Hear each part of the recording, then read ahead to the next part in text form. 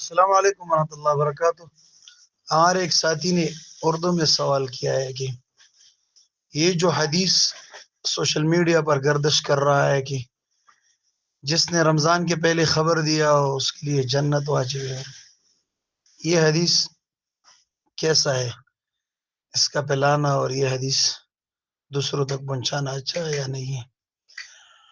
تو حضرت یہ جو حدیث ہے تمام محققین محدثین اور تمام علماء کرام اس کو رد کرتے ہیں، کہتے ہیں کہ کوئی اپنی طرف سے کس نے بنایا ہے، اور نہ ابھی تک ہماری نظروں سے کسی مستند کتاب میں یہ حدیث گزری ہے۔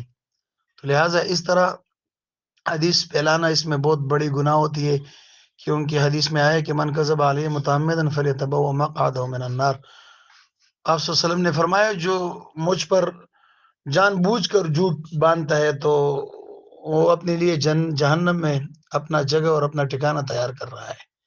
تو ایسے حدیثوں کو پھیلانا یہ ممنوع ہے، حرام ہے، ناجائز ہے۔